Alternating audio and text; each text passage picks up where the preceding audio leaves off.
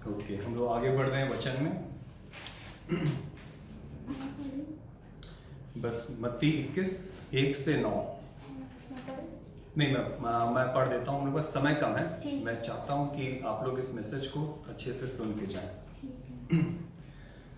तो सिस्टर, मैं जरा ब्रीफ कर देता हूँ। आज का हम लोग मैसेज, हम लोग पाम संडे के बारे में बात कर रहे हैं। खजूर रविवार के बारे में आप लोग भी ले सकते हैं और याद कर सकते हैं। तो इसी के बारे में बता रहा हूँ, ये क्या त्योहार है उसके बारे में।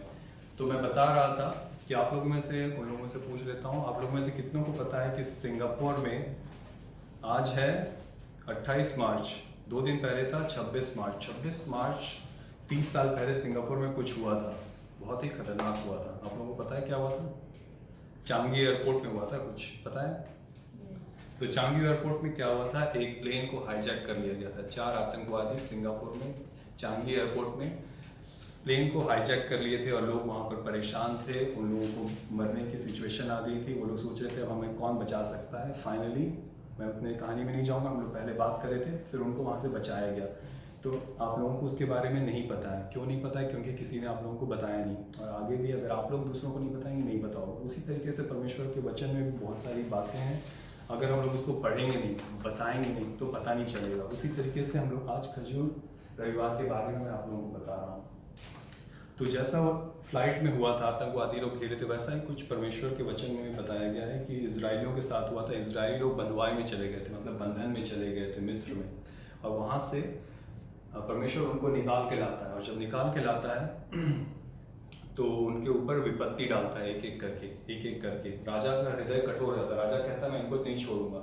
जैसे इंडिया में हम लोग पहले गुलामी में थे, तो वो लोग भी मिस्र में गुलामी में थे। तो राजा जो वहाँ का था वो कहता है मैं इनको नहीं छोड़ूंगा। तो उनको छोड़ने के लिए परमेश्वर उनके ऊपर 10 विपत्ति डालते हैं। 1 2 3 4 5 6 7 8 10।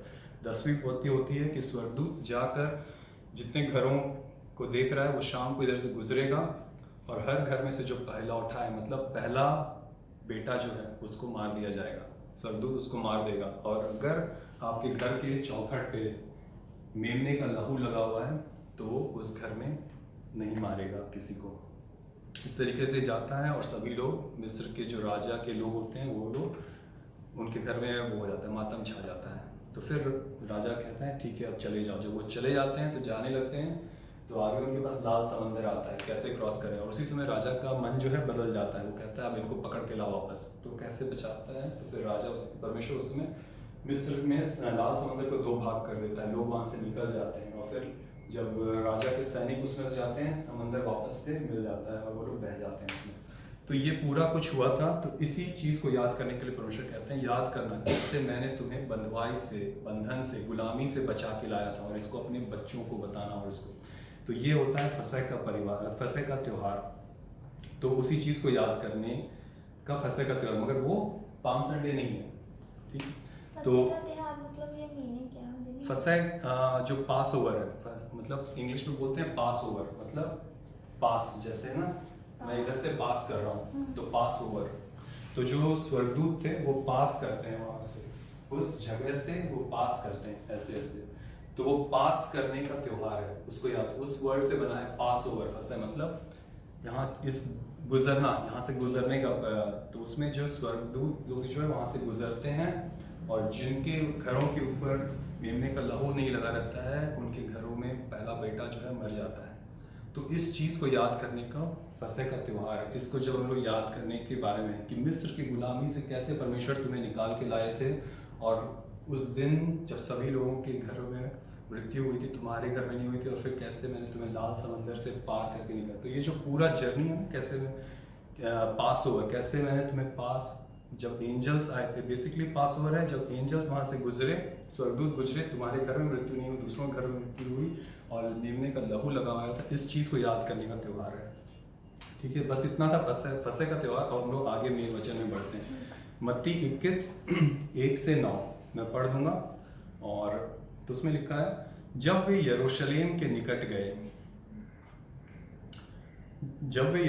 निकट पहुंचे और जैतून पहाड़ और बैतफगे के पास गए, तो यीशु ने 2 चेलों को यह कहकर भेजा कि सामने के गांव में जाओ, और पहुंचते ही एक गधी बंधी हुई और उसके साथ बच्चा तुम्हें मिलेगा, उन्हें खोलकर मेरे पास ले आओ। ठीक है, तो यीशु मसीह वहाँ पर पहुँचे यरूशलेम के पास। तो यरूशलेम के पास वो लोग पहुँचे, तो वो लोग किस लिए गए हैं? वो लोग फसह का त्योहार मनाने के लिए गए हैं। यीशु मसीह भी गए हैं उस समय, क्योंकि उसके पहले ये हुआ था। तो यीशु मसीह भी तो लोग उस समय यरूशलेम में जाते थे इस चीज़ को याद करने के लिए। तो यहाँ पर उस दिन वो लोग पहुँचे हैं। तो यीशु मसीह जब वो लोग वहाँ तक पहुँचे, घुसी रहते, तो वो बोले कि उस साइड जो गांव है वहाँ पर जाओ, वहाँ पर तुम्हें एक गधी बंधी हुई मिलेगी और वहाँ एक बच्चा, उसे उठाकर मेरे पास ले आओ खोलकर। अब तीसरे पद में, यदि तुम में से कोई कुछ कहे तो कहो कि प्रभु को इनका प्रयोजन है, तब वह तुरंत उन्हें भेज देगा। तो जब तुम लोग वहाँ जाओगे, 2 लोगों को भेजा कि जाओगे, गधी को खोल और उसके बच्चे को खोल के जब लाओगे, और कोई पूछेगा कि क्या कर रहे हो, क्यों इसको खोल रहे हो, तो उनको कहना प्रभु को इसका प्रयोजन है, मतलब परमेश्वर को इसकी ज़रूरत है।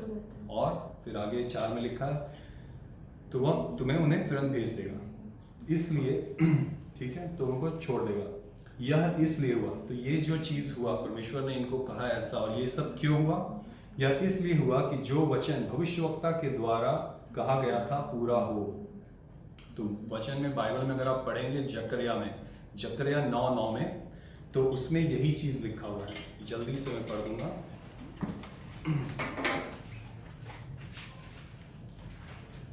तो ये जो हुआ, परमेश्वर बोले कि गधी के बच्चे को लेकर आओ, और ये क्यों हुआ? ये हुआ क्योंकि एक भविष्यवक्ता मतलब जो भविष्य के बारे में बताता है। तो बाइबल में बहुत सारे भविष्यवक्ता होते हैं, तो वो लोग पहले से बताते रहते हैं मसाया के बारे में, मसीह के बारे में, कि मसीह आएगा, मसीह आने का क्या साइन होगा और कैसे कैसे। तो उसमें जकरिया 9:9 में ये लिखा है। अगर हिंदी बाइबल है आपके में, तो आप लोग पेज नंबर 1102 में जा सकते हैं, सीधे 1102 ऊपर जो पेज नंबर लिखा रहता है पुराने नियम में, 1102।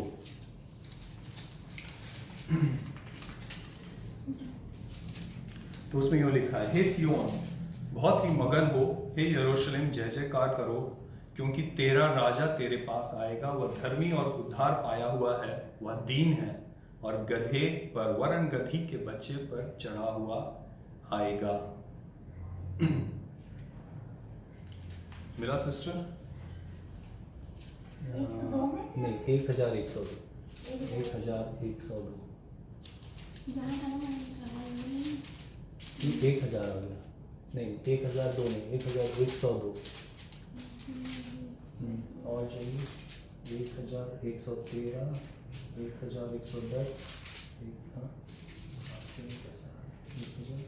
111,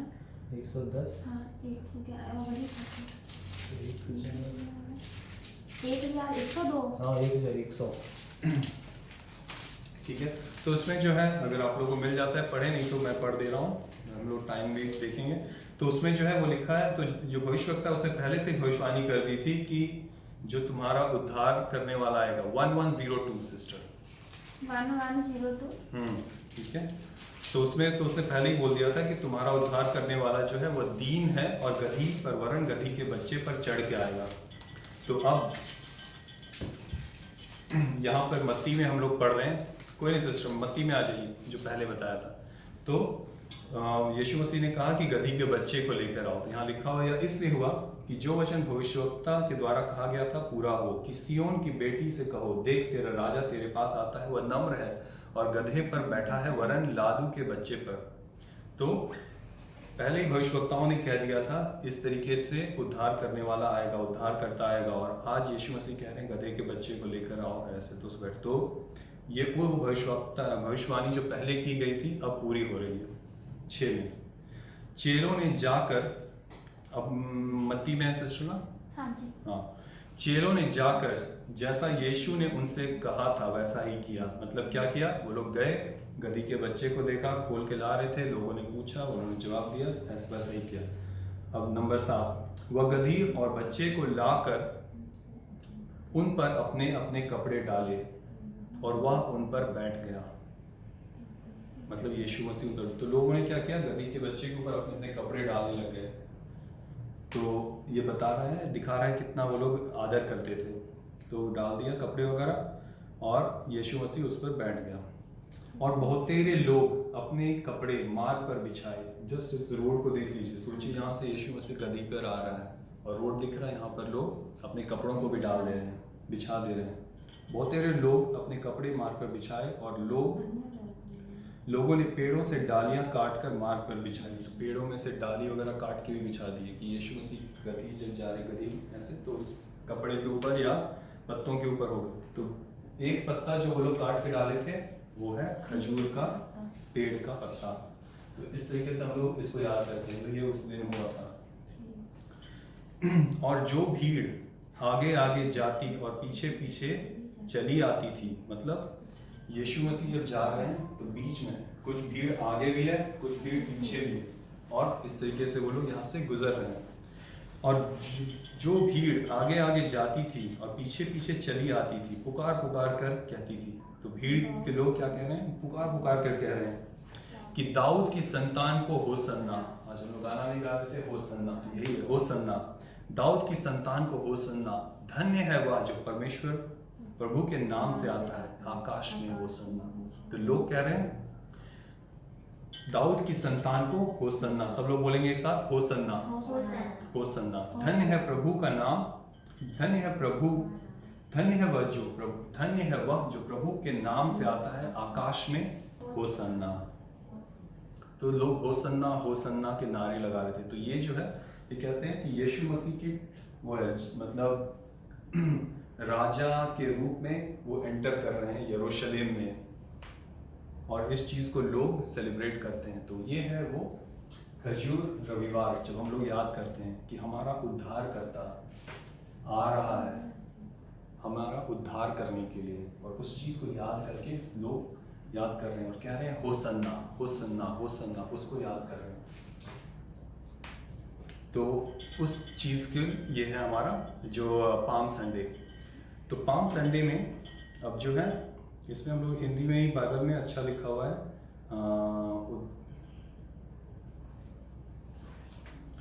तो होसन्ना। अब जो होसन्ना है, होसन्ना का मतलब क्या होता है?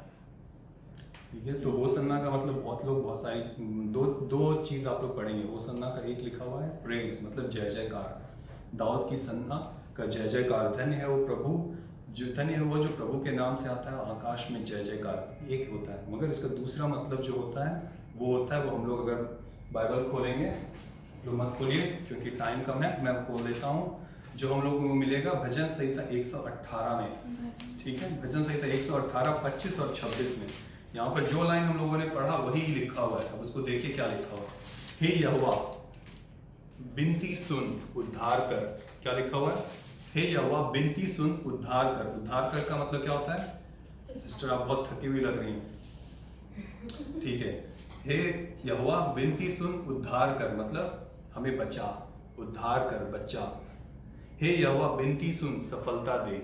और 26 पद में लिखा हुआ है, धन्य है वह जो यहोवा के नाम से आता है, हमने तुमको यहोवा के घर से आशीर्वाद दिया है। क्या ये वही लाइन नहीं है?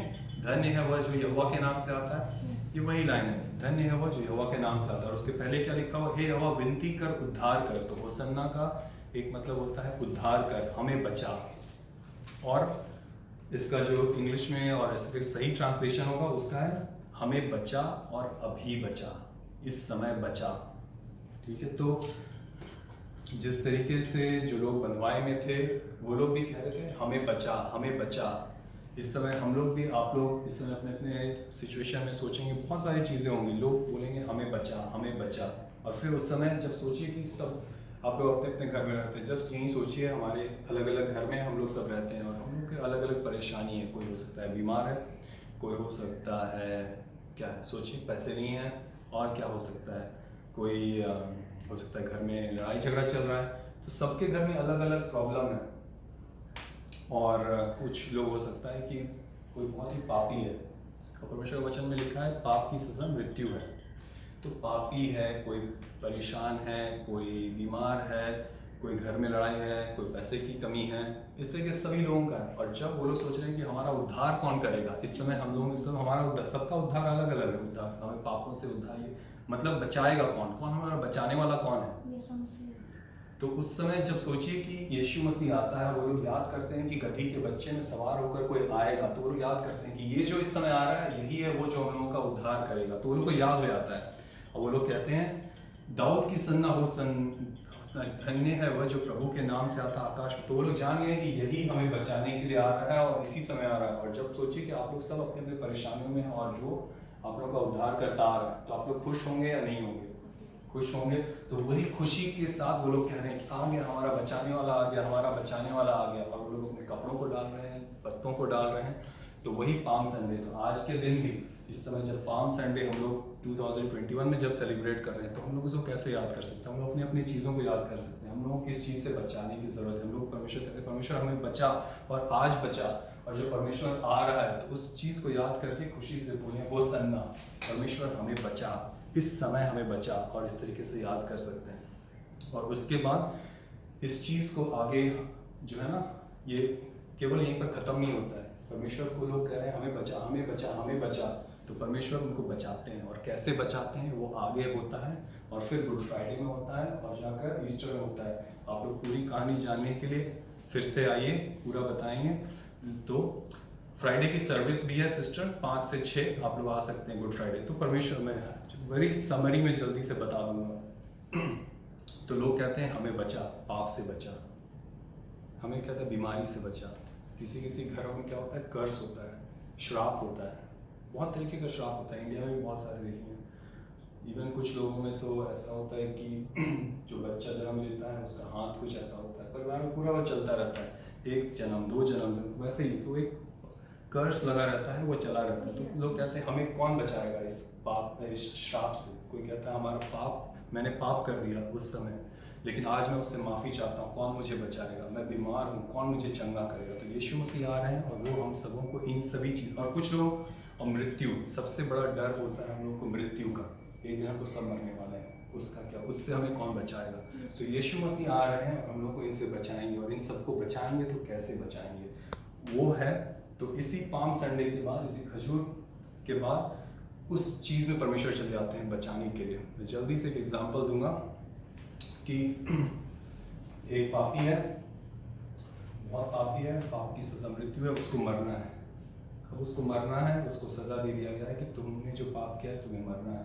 तो इसको मरने के लिए, अगले मरने को ये बचना चाहता है कि परमेश्वर मुझे बचा दी, मैंने पाप किया मगर मुझे बचा दीजिए। तो इसे मरना है, आज के कानून में भी जाएंगे, इसको मरना है, तो इसको मरना है। तो इसकी जगह क्या हो सकता है? एक और बंदा आ सकता है, वो बोलेगा ठीक है इसको छोड़ दो, मुझे मार दो, तो वो बच जाएगा। लेकिन जो दूसरा बंदा जा रहा है वो खुद भी पापी है, तो इसके पाप के लिए तो ये मर रहा है, मगर ये खुद पापी, इसके पाप के लिए कौन मरेगा?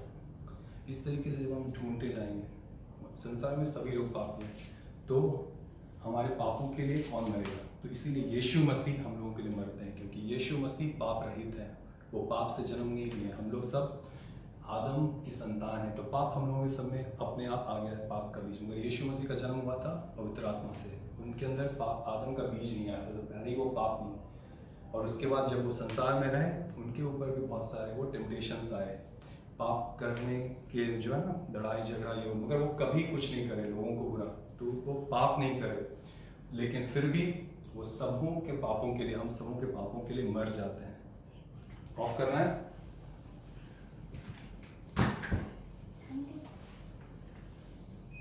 कम कर दीजिए, नहीं तो मैं बढ़ा दे रहा हूँ टेम्परेचर।